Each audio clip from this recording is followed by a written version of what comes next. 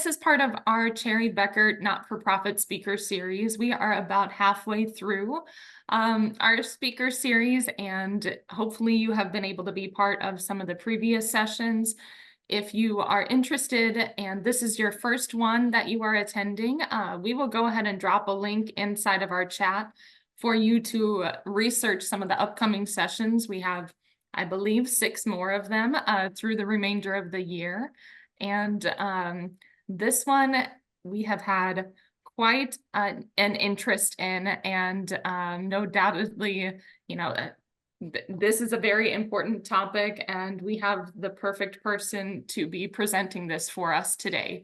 So with that, I would like to introduce Susan Pittman. She has a great deal of information lined up for us for our presentation. Susan is our managing director with our Human Capital Advisory. And Susan, before we get going, I know Matthew is not here today, so there is something that most people expect if they are part of this series with us. So I think you have something for us before we get started. I do. In fact, I have one at the beginning and one at the end, so stay tuned all the way. We're going to kick this off with a dad joke. And so I felt like I was not going to be prepared unless I found one, and I found them for summer. And so if Maddie, if you're ready, I'm going to start us off with the very first I think I'm ready. What did the ocean say to the beach? What did the ocean say to the beach? I do not know. If any of our attendees know, put it in our chat. But otherwise, Susan, go ahead, delight me. Nothing. It just waved. Thanks, Dorothy. Look at that. Look at that. All right. Well, stay tuned. There's lots more fun at the end. Okay. All right. Well, with that, Susan, I'm going to go ahead and kick it off to you. And I will be here along the way as we have some poll questions to launch. So the floor is yours. Thank you. I'm so excited to be able to be here with you all, and certainly interested in what you all are interested in.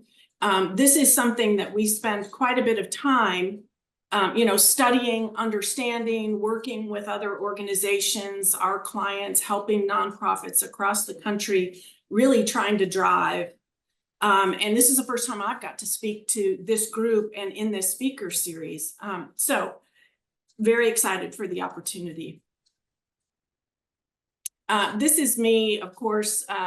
Maddie's already helped you understand. I lead a team of human capital advisory experts, and we are internal to Cherry Beckert. We are new to this large and growing world that is Cherry Beckert.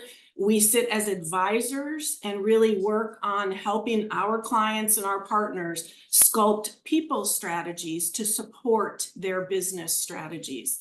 And so while fundamentally we are HR practitioners, we are far more than that. We become strategic partners in helping people think through how to drive the things that they want through their mission, vision, values, and their cultures, and align leaders and teams. So I know you all were interested in the topics that we put out for this series.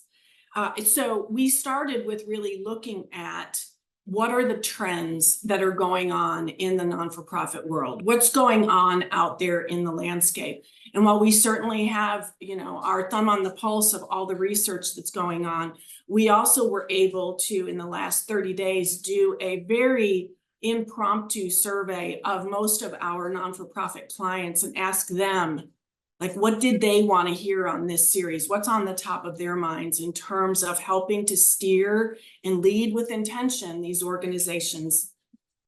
And so we're going to talk about that. I know you've heard those in previous speaker series. Then we're also going to talk about how to lead through these types of changes. And that's really what we heard resoundingly in our informal survey.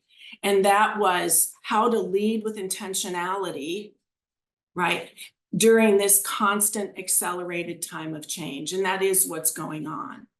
We also heard loud and clear, and we've been listening to this for almost a decade now, it got accelerated over COVID, that employees now have a new net worth equation. And so if we are able to create the place where the best talent wants to work, wants to join us, wants to be part of making an impact, then we can attract and retain the best talent. And so one of the things that we're going to spend some time talking about is the power of that employee value proposition. How do we get people aligned toward our mission, vision, and values in a time of unprecedented change? And so then we're going to wrap things up with how we're going to create a culture that works, not just something that is on the wall, not just values that are espoused and not practiced, but how as a leader do I set my intention? And no matter where I sit in an organization, how can I align my behavior with that of this organization? So typically in our practice, we help our clients answer these kinds of questions. How do we provide support to our small but mighty HR team? Some of our clients don't even have an HR team, and that's how we partner with them. We also do spend quite a bit of our time working on these things that we call employee value proposition. What is the whole package that someone wants to come and work to us for? What's that exchange? How do we engage people where they are? And how do we create sustainable leadership for into the future? So that's the type of work that we do. So I wanted to get started with something a little fun, take us back into time. And I'm just going to put some pictures up, and I want you to think about if you remember something like this. Classic 1970s leisure suit, right? These were very cool. You'll notice that there's bell bottoms at the bottom, typically made from polyester. So if you were not alive during that decade, maybe you remember something like this. This is the traditional fanny pack that started in the 1990s. And I'm embarrassed to say that, in fact, I did wear one for quite some time. Now, let's move on to another decade. Maybe you weren't even alive in the 90s. How many of you remember these?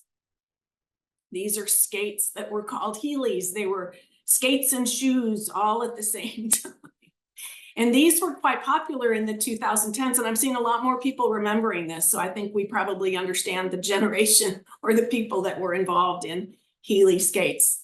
Now, finally, how many of you remember this? Yeah, how many of you are actually drinking out of one right now? All right. The reason I bring this up is because these are things that we would call trendy. These are not trends. These are trendy things. And what we want to start to talk about is how, as leaders, we can identify the difference between a trend and what is trendy, and that we're not just following, rabbit trails because we've heard one person talk about it. So I had the opportunity to listen to most of the podcasts that were released from South by Southwest in 2024. And if any of you have had the chance to be there, it's a fascinating study of the future. And many people stand in long, long lines to listen to Amy Webb, who is a futurist who's been presenting at South by Southwest for the past 20 years. But of course, people are really anxious about what is going on. And she spent quite a bit of time in 2024, just a few months ago, frankly, talking about what a trend is versus what is trendy. And she's identified some long-term trends and defined these trends as long-term patterns. So that when we start to look at leadership, what are the patterns that may indicate a direction that we are going over time?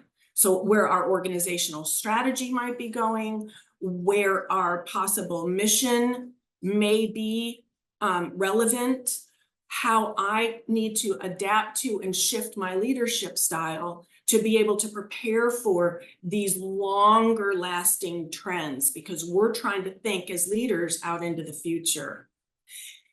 And so I got together with many of the practitioners in the non-for-profit practice here at Cherry Bekaert, and we did some informal and quite formal research. And this was the list of the non-for-profit trends that we are seeing that are really on the hearts and minds of the non-for-profit organizations, on the hearts and minds of their leaders, their staff, and their boards. And so if you are a leader, a member of a staff, or on a board of directors for a nonprofit, you're probably talking about these things. In fact, I think a couple months ago, we had one of the non-for-profit speakers. The whole series was on help, we need talent, and that's this first one. The need for more staff resources and for financial support is an ongoing concern and therefore indicates a long-term direction for nonprofits, right? So we have to start to think about sustainable solutions for the long term. Finding alternative staffing options, considering remote and flexible work arrangements. And we'll talk about why that's so important. It's important for retention and to attract and retain the best talent. Finally, one of the strategies that we keep hearing over and over when we go to these speaker events and talk to other nonprofits is this idea of merging similar nonprofits. How do we find similar adjacencies and start to combine our forces? These are strategic decisions and they require a different type of leadership. The formation of partnerships to drive change within our own nonprofits. And again, ever present, not any longer trendy, but a trend, is this focus on diversity, equity, inclusion, and belonging, and why it's so relevant for nonprofits. And we're going to talk very specifically about that as well. Finally, then, we've got the last three that tend to be related. The adoption of new technology, the emphasis on data analytics, and artificial intelligence developments. And there's no denying that those are going to be longer term trends, and they are moving at an accelerating and faster pace than ever. The rate of change has never been as fast as it is right now. When we originally talked about this series, we had planned to do a deeper dive into those last three: the adoption of new technology, how to lead through and use analytics differently in decision making. But what I noticed is that you all have speakers coming up in the next 3 months that are experts in this area. It looks like in August, you have Unleashing the Power of Modern Technology that will be presented here in this speaker series. The next one in September is The Power of Being Data-Driven in this same channel. Just dial in on another month. And then Unlocking the Synergies with Accounting Systems. And so all of those are going to be covered more in depth in this speaker series in subsequent months. So what I wanted to do for our hour together is really talk about how our leadership focus, if these are the trends, not trendy, these are the trends going on in our organizations. How should my focus as a leadership start to shift? How should it be changing? And how can I be preparing today for the rate of change that we know is going on? And so what we were able to do is to take this list, the previous list I went through, and go through and bucket it and say, okay, these 4 things, the first 4, seem to have a lot of similarity. These are the people strategy challenges that we are having right now. And so our leadership focus needs to be on our organization structure, how we are structured, right? Primary functions, what kind of support and enable functions we need. And then how do we sustain this organization, not just for this year or next year, but into the long term. And so you'll start to see that leaders and boards are really talking about how we can think through our structure differently. Then we lumped the next 3 groups of trends together and said, look, it seems to us that the merging of similar nonprofits, the formation of these partnerships to drive change, and the focus on diversity, equity, inclusion, and belonging really are, because they are trends that look at a direction in the future, that our leadership focus needs to be on driving a sustainable, consistent culture and getting people aligned behind it. And so if I'm a leader of the organization and I understand these are the trends that are going to be impacting me, my organization, my constituents, my board, my community, then these are the things I need to be focused on so that I can be providing the leadership that is necessary at this time. Finally, and again, that last group that we put on the original trends, the adoption of new technology, the emphasis on data and analytics, artificial intelligence, and the increased use of social media and fundraising, these are all things that are unprecedented change. These are things that are the rate and the clip at which we are being asked to respond to our environment, the type of information we now have that is readily available to us. All of these things mean that our leaders' focus needs to be on how to lead through these times of unprecedented change. And so that's what our focus today is going to be on. It's going to be on organization structure and sustainability. It's going to be on how to create an intentional culture and drive alignment behind it. And then how to react to and anticipate unprecedented change. And so what then, if that's my focus as a leader, what kind of shifts do I need to make in my leadership style? What are the things that I need, what are the tools I need to pick up? What are the behaviors I need to start to adapt so that I can help steer my organization, no matter where I sit in it, to be able to be sustainable in the long term?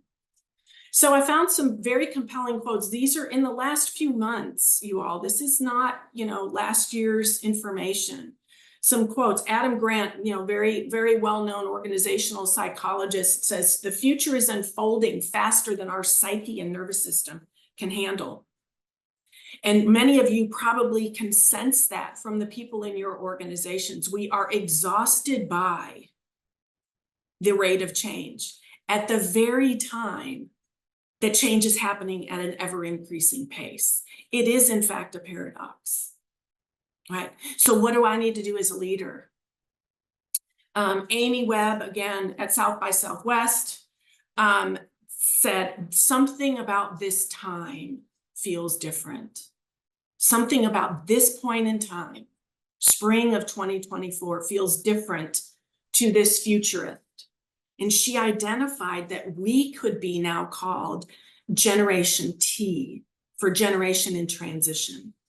That all of us, no matter what decade we were born, we are all part of fundamental Herculean seismic shifts that are going on in our communities, in our world, in our technologies that are going to have long-impacting impact, both positive and negative.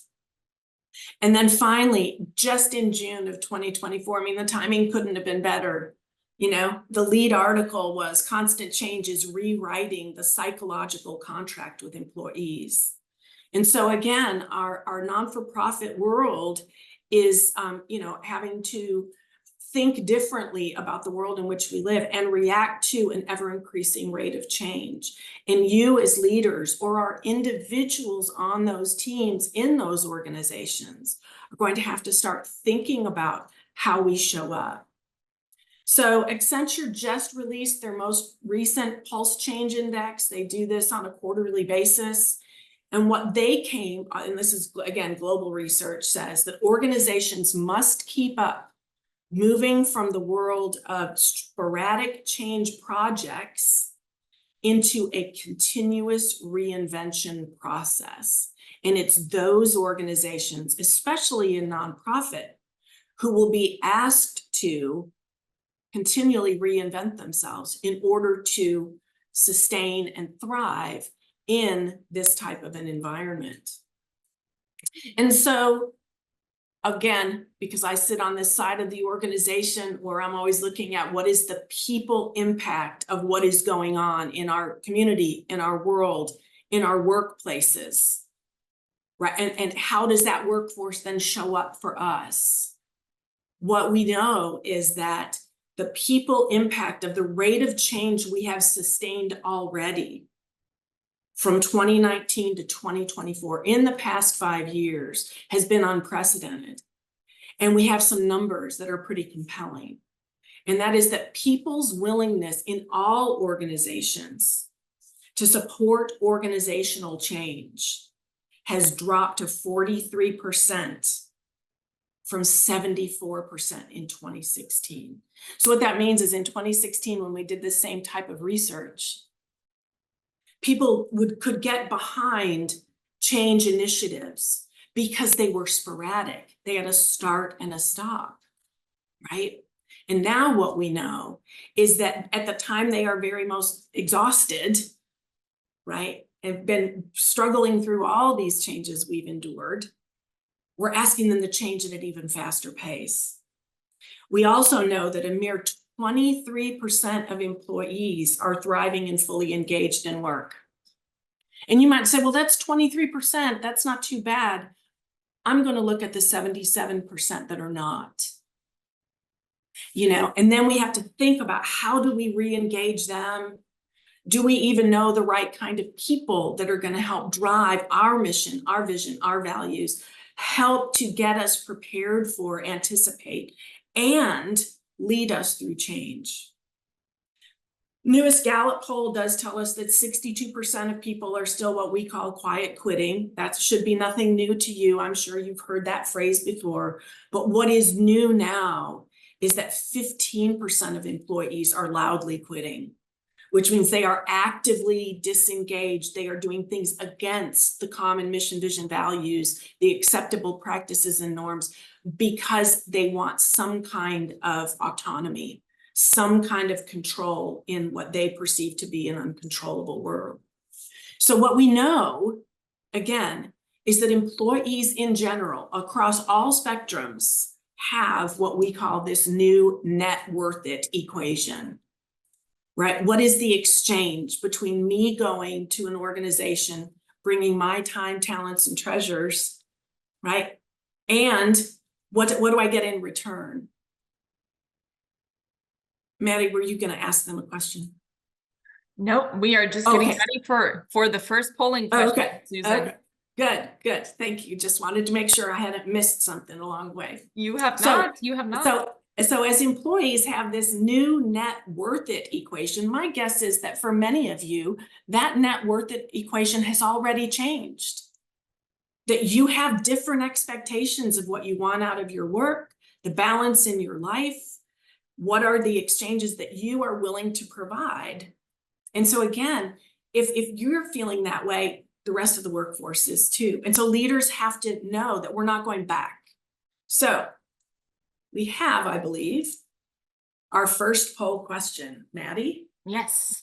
So our first poll is, our organization conducts regular engagement surveys. We want to hear where you are in this.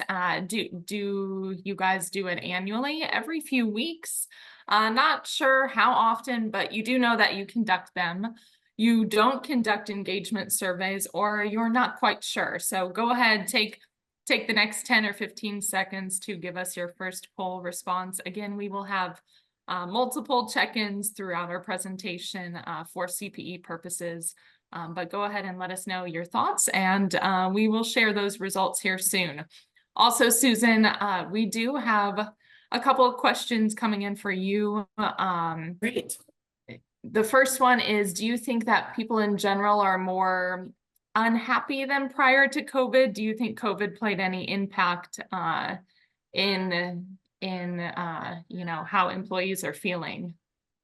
There is no doubt that what we all collectively experienced during that time, part of which was COVID, right? But the collective trauma of the uncertainty of losing perhaps loved ones, of losing the stability that we all had in the jobs we thought we had, and how we were all asked to adapt to that.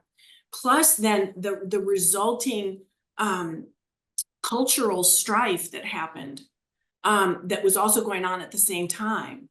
So, you think about George Floyd and all the subsequent shifts that happened. There is a proven, this is not new, that we have collectively as a species across the globe been through some trauma. What is different this time after, as it would have been, for instance, after certain world wars or, other types of things that have happened in history, is that the change didn't stop. At the very time we came back to the organizations, we were working with smaller organizations, right? We were trying to overcome supply chain challenges. We were asked to be doing less with more. And so, yes, it has been a cumulative change. And the answer is, in general, enough time has passed that whole generations of people have made very different decisions about their lives. It's a very good question. All right, thanks, Susan. For the rest of our audience, during the presentation, if you do have questions for Susan, please drop those in our chat and Q&A, and we will make sure to answer them. Time to share our results. Most of the audience says annually, then we have a pretty even split between the rest of the responses. But thank you for submitting yours, and I'll let you keep going. And so one of the things, thank you, Maddie. One of the things that we talk about with these, engagement surveys is going beyond engagement surveys and really doing organizational health surveys and understanding that we have to, as leaders of organizations, understand where our people are so that we can provide for them the safety, the stability, the resources, right? The mental health benefits, the things that people need, because we are going to be asking even more of them. We're going to be asking them to be even more resilient. And so what is the give and what is the get? What can we exchange so that we can still sustain our organizations? So strong component of a healthy organization is knowing and keeping a thumb on the pulse and using those results to help drive people's strategies. All right, so this, again, hasn't changed much, but I do want to point it out to you all. I know some of you have not heard me speak before, and so this is one of our fundamental truths right now. And that is, in the last 12 years, we have done a repeating study that we have access to that has been very clear that that these are what the workforce of the future wants. Now, we don't need to name a generation that wants this. It doesn't matter across generations as much as what it does is to predict that in the future, the workforce we are going to be managing, leading, aligning, engaging is going to be looking for these things when they come to work for us, right? And at a time when people have a lot more choices about the types of jobs that they have, they make different choices with their lives. And again, we could get into a whole economic discussion. We won't today. Maybe I'll come back another time. We can talk about it. But the truth is that people, candidates in general, are looking for how the next job they take is going to provide purposeful work or help them make an impact either on their team, for the organization, in their community, in their world. And I think nonprofits are uniquely positioned to really hang a lot of the employee value proposition around how we make a difference in the world. And there's a whole group of talent that has made their careers in for-profit organizations that is looking, because of their shifting values, to leave those organizations. And they are a prime and rich target for us to attract and retain them because of this purposeful work, right? Additionally, the workforce of the future is looking for career growth and development, and they are demanding it. How am I going to grow? If I start here, how am I going to grow my career? We no longer have the expectation of lifetime employment, even a 35-year watch. However, we do expect that if I provide, bring my time, talent, and treasure, that I will get some kind of development, and that is of value. If I don't get it from you, I'm going to look for an employer who will provide it for me. So part of our employee value proposition needs to be tied to how you're going to grow your career if you work here. Additionally, workforce of the future is looking for relevant, flexible rewards. So this is a no one size fits all strategy. We need to have flexible rewards so that all kinds of generations, there are 5 in the workplace right now, can find rewards that they find are aligned with the values in their own lives. So additionally, candidates are looking for that sense of belonging. This is what gets people to stick and stay in an organization. And then, of course, we are not seeing flexible work going away. We just have to get real about what that means and how we can provide that as flexibly as possible. All right, so if those are the expectations of the workforce, how do we as leaders need to be shifting our focus? And I want to first and foremost, remember our beginning of this presentation was all about things that are trendy versus trends. And these are what I would call leadership constants. I've been studying, researching, practicing, and leading organizations for well over 35 years now. And I can tell you that these are the fundamental truths of leadership. That leadership is a relationship. My relationship with you enables me to motivate, engage, connect with, align to you, right? And so I have to focus on those relationships as a leader. Leadership is a team sport. There's a lot of research around.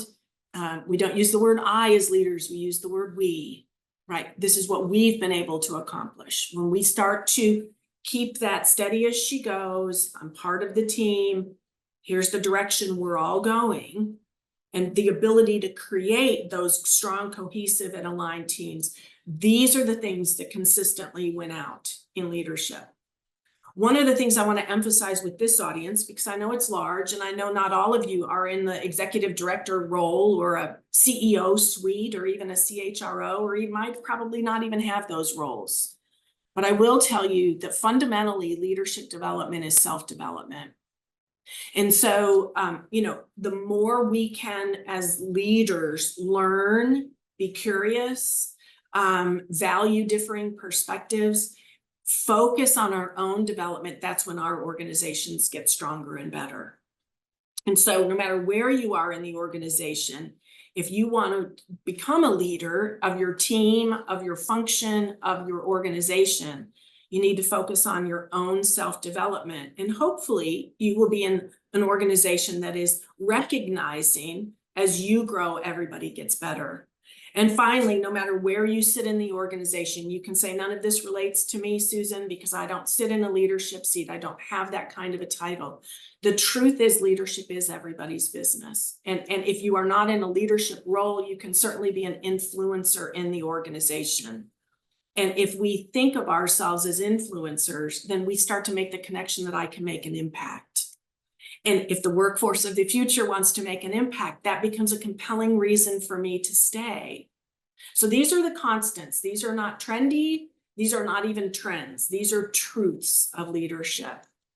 Additionally, though, now that we know we're facing this unprecedented change at an even faster pace, with technologies we don't even know quite how to use, and they are ever evolving as well. These are the types of shifts that I am talking to my executive coaching clients about, the management development groups that we do work with, and the nonprofit leaders that we interact with on a broader scale.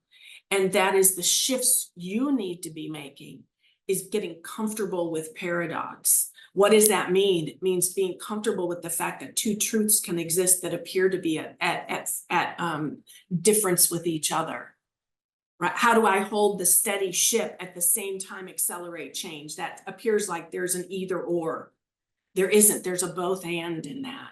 And what I'm seeing is leaders doing the work with their own teams to think about, where are the paradoxes? Where can we find the beauty of both and, not either or?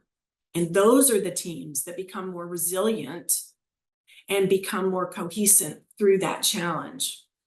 Another leadership shifts that we see that organization leaders, board members, stakeholder groups really need to start focusing on, double down on those efforts, is this relationship building.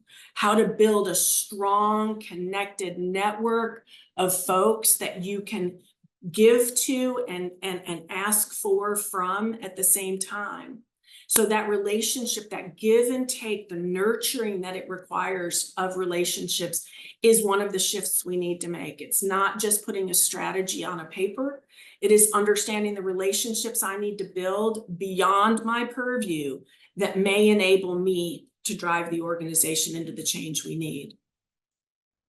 Additionally, we are seeing organizations really double down on their intentional culture building, and I'm going to talk about that here in a minute. But what that means is not just defining our mission, vision, values, but really espousing what those corresponding behaviors need to be. So these are the things that when you're able to make this shift, you can start to see how we can remain steady at the same time change. Additionally, and lastly, I think most importantly, is building the competence in your teams, on your leadership and executive boards, in your board of directors, to really invite in diversity of thought and perspective, which means we need to build conflict competent teams, right? We need to welcome a diversity of perspectives and welcome thought. We need to be honest about the fact that we may have inadvertently created barriers to diverse thought and perspective.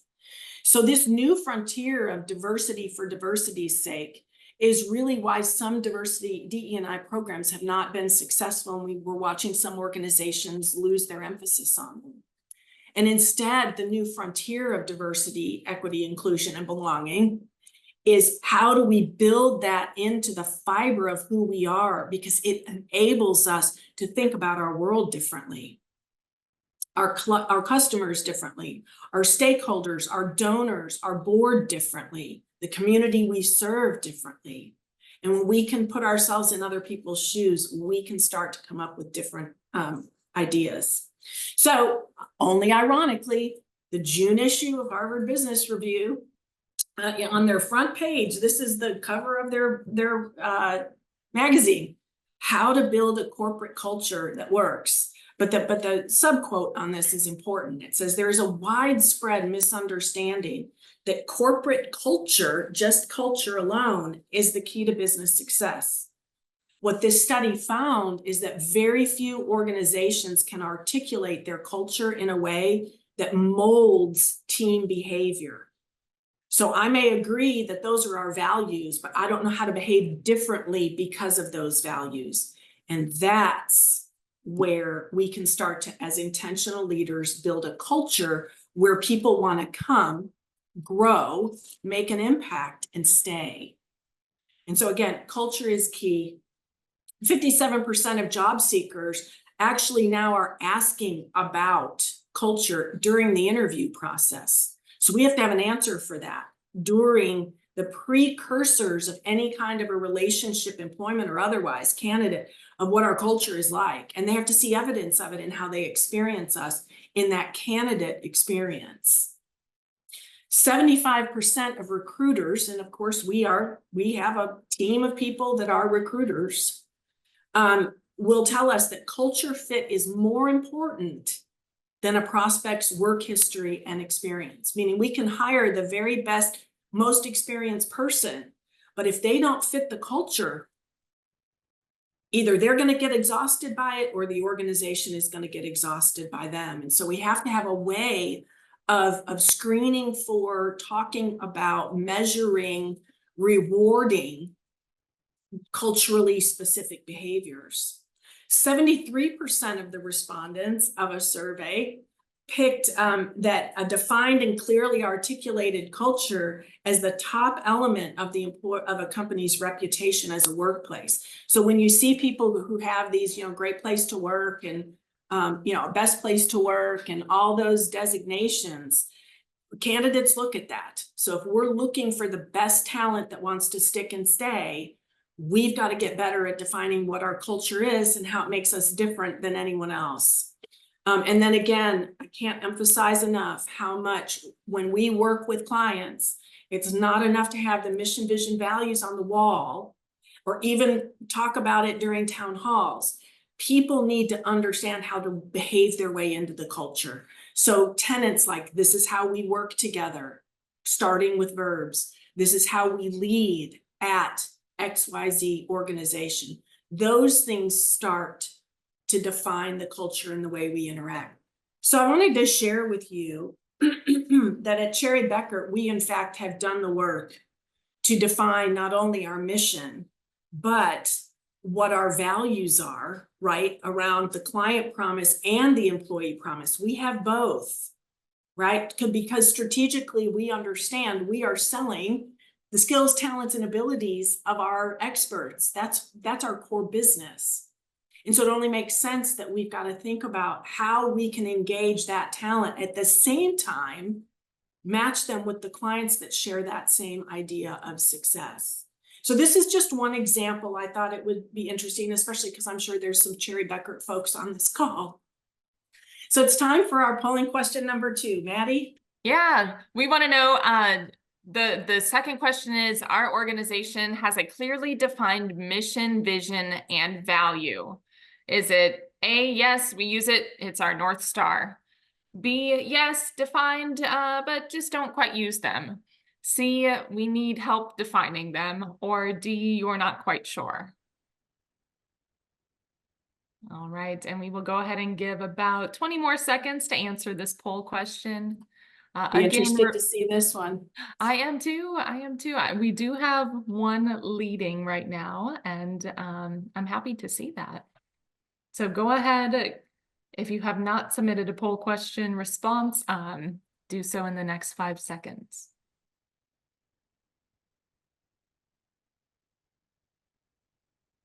Okay. Survey says, well, Survey look at that. Most people, yes, most people with yes, they do have one, and it's their North Star. So that's always really great to hear. Yeah. I think it's interesting too, when we look at, yes, we have one, but it's not used, right? There, when we start to look at moving an organization from good to great, that's when we really start to embed those cultural nuances into everything that we do as employers and as teams. Great. Thank you, Maddie. Interesting results. All right, so if we need to make these leadership shifts, what then are the shifting leadership competencies that we now need? And again, many of you, I'm sure, are points in your career where you're thinking about how do I want to focus my attention? How do I get to that next step? What are the competencies that I don't have, right? The whole idea of what got you here won't get you there. So if you want to go there, you got to think about what does it mean to be successful there. So these are the necessary leadership shifts that we are seeing resoundingly over time are becoming not trendy. These are trends. These are things that if you're going to be driving the workforce of the future, engaging people where they are, thinking about an ever-evolving mission with an organization that may be merging and partnering with partners we haven't even thought about before, right? The level of change is unsurmounted. So these are the types of shifts. We need to focus on or double down on our efforts around collaboration and cohesion. We need to focus in on defining what those behaviors are, rewarding those things, tying those to our reward systems. And we need to be weeding out those people who are not collaborative, because those people can do as much damage to our culture as anything. Additionally, the shift we need to be making is to become more curious. As leaders, we've been well rewarded, many of us, through our, through the history of our careers, by having the answers. The leaders of tomorrow are the ones who are going to go in asking the right questions and being curious enough to listen to people who don't naturally agree, and finding that place where the beauty of both and, how can this paradox of either or find the beauty of both and stay in a place of curiosity without feeling the pressure to always have the answers. So the leadership shift is not only curiosity, but it is building conflict competent teams who can live with and have diverse perspectives and engage in conversations that matter, right? And then arms clad moving forward, find the place where we believe we can move forward, align our teams behind us, and knowing that at the rate of change we have, things are going to change anyway. So it could be the best answer we have for today. So not only do we have to create organizations that can engage in those healthy conversations where there's differing perspectives, where people don't naturally agree, we also have to build in resilience into the conversation of what it takes to be successful. Because again, our people are exhausted. People are not naturally wanting to be part of change anyway, but we're asking them to change at an even faster rate. So the need for empathy is more and more important. And these are not soft things. These are, I'm not going to ask, my executive coaching clients to do trust falls. We're talking about common connection, human to human. How do we let these people know, our teams know, how can we create a more empathetic environment? Because that's when we get the best out of our people. So when I stand back and I look at this list, those are all the fundamental elements of what we call emotional intelligence. So this is on the idea of everything old is new again, right? It is understanding that you may have the very best technical skills and you may have a beautiful resume and a fancy university that you came from. But if you don't have the emotional intelligence, you are not going to be as successful as somebody who does. And the good news about emotional intelligence, right, which is self-awareness, self-management, social awareness, relationship management, right? My ability to lead you is not as effective. I'm not able to lead, be a part of a team as effectively if I have lower EQ. However, I can change my EQ. That's the beauty of focusing on your emotional intelligence, is that if you invest in it, you can drive it up. You can increase it. It's not like your IQ. And so these are all things, what I know and what I do about my own emotions and what I know and I do about the emotions of others. These things matter. They have hard impact results. They sound like soft skills, but they do drive organizations, aligned, cohesive organizations. So famous researcher, Dan Goleman, he's kind of the father of modern emotional intelligence, says that research shows that for all kinds of jobs, so it doesn't matter in this call what kind of an organization you're with, emotional intelligence is twice as important, the ingredient of outstanding performance, as your cognitive ability and technical skills combined. And the higher that you go in that organization, the more important those qualities are for success. So, and because you can change it, when it comes to leadership, it is almost everything. So let's talk briefly about the shifting team competencies, because these are equally important. So next polling question. Yep. Before we get into that, how would you define your team? Are you a high functioning and highly collaborative team, functioning just fine, misaligned, D, overwhelmed and disenfranchised, or E, we need some help building cohesive teams? I'm interested to see this one. I am too. And Susan, I'm thinking too on my side, how would I classify my team here at Cherry Beckert? So yeah, this is a great one to think about. Well, and we've got some really exciting new research that starts to talk about where teams actually do start to fall apart, and what those commonalities are. But there's some very simple leadership solutions for how to overcome them. Yeah, that's wonderful. All right, we're going to give people a couple more seconds, and here we go.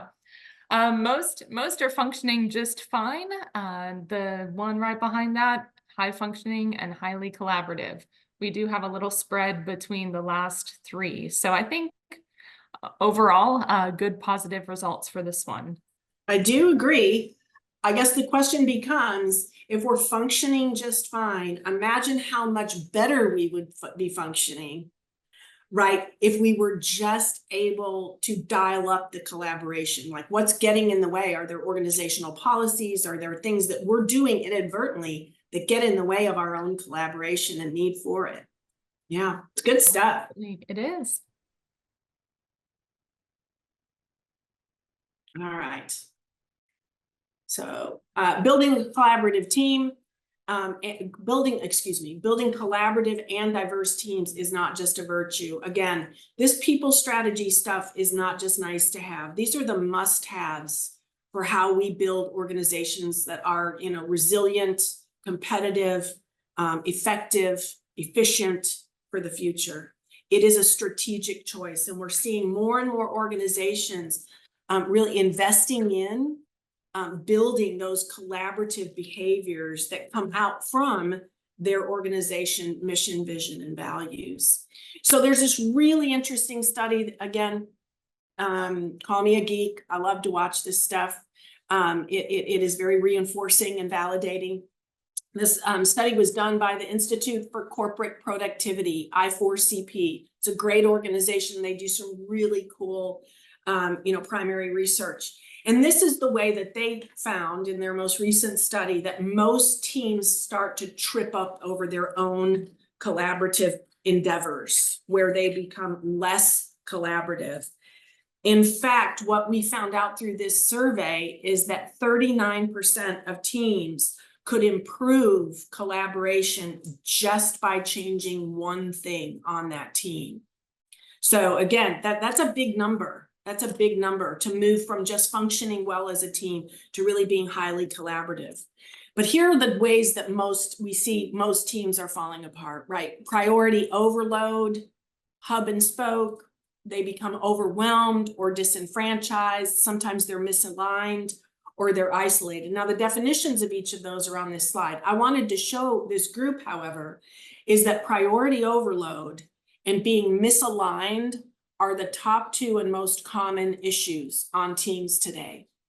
And so again, when we can get very clear about our mission, vision, values, align behaviors, define them, measure them, communicate them, create career paths over them, we start to see that some of these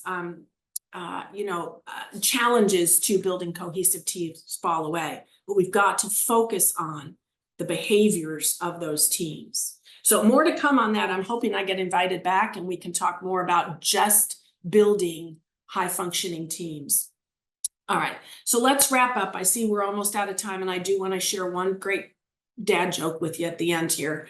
So let's talk about just wrapping up some truths and trends for today, how to focus your leadership intentionally. And remember, that leadership is for everyone, no matter where you sit in the organization. You can influence and impact change. And so what we know is that if you hire the right people, they will build the right culture. So one of our last polling questions we have for you is, our organization uses assessments for hiring and selection, team building, leadership development, and succession planning, all of the above, or none of the above.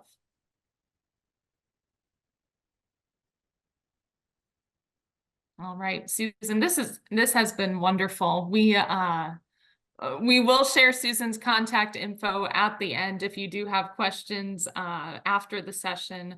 But if you have some that you wanted to put in here, then we'll have them in our queue for her to follow up as well. So yeah, again, you can always put the absolutely. Q&A. Yeah.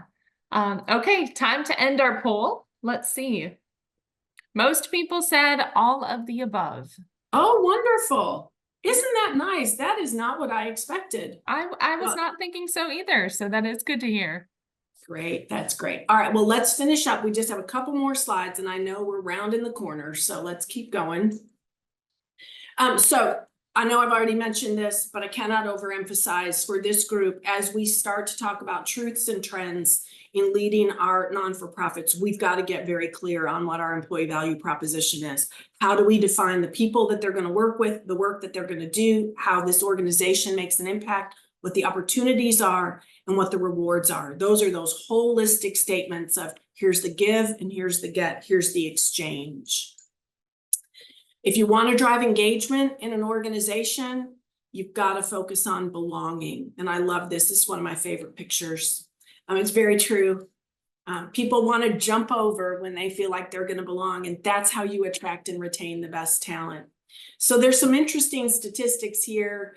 Those people who have higher belonging scores always are more engaged at work, more loyal, and they tend to stick and stay for at least 2 years. These are the things that when we talk to people about how they are connected as belonging, these are the people who feel seen, they feel connected, they feel supported, and they feel proud to work where they work. So again, that's part of this intentional leadership, is that we can meet people where they are and have them connect that. I already talked about this. The diversity of thought and perspective is the new frontier of diversity, equity, inclusion, and belonging. Meaning we want to create an environment where we can invite all perspectives into the room, because we know we will come up with a better solution, a better answer. We'll be better able to serve our communities, and we will build more cohesive teams as a result. So building an intentional culture, leading with intentionality. We've got to identify our organizational truths, hold our leaders accountable for leading the way that embeds and reinforces our culture at every turn. We've got to define our values, align those behaviors behind those values. We need to communicate transparently, foster humility and honesty in organizations. And that takes organizational courage, which is all part of this resiliency piece.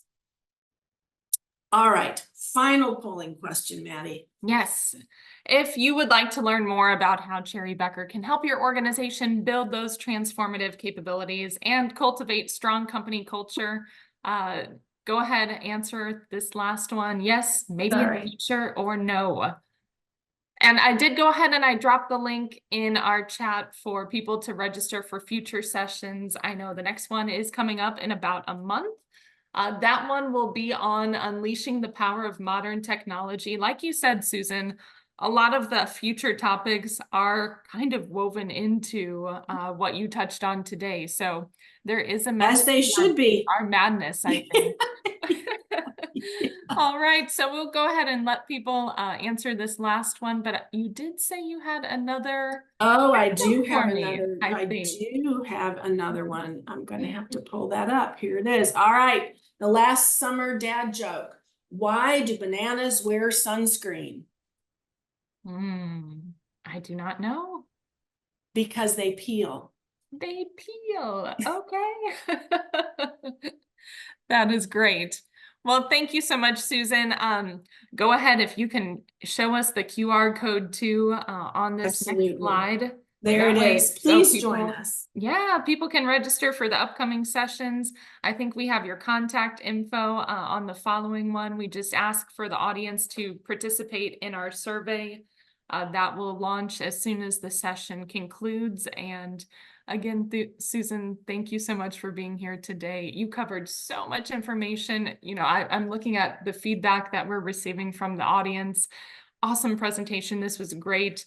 You made it very digestible. I think you will be welcomed back. So I would love to come back. It's this is impactful stuff. It makes a difference. I'll take a look at those questions. And again, you've got my contact information. If anyone reaches out, I'm more than happy to, share resources or just simply talk about this stuff. That's why we're here. Absolutely. Thank you so much, Susan. And thank you all for being here today. Maddie, thank you for being a great co-host. Absolutely. All right. Take care, everyone. And we will see you at our next one next month.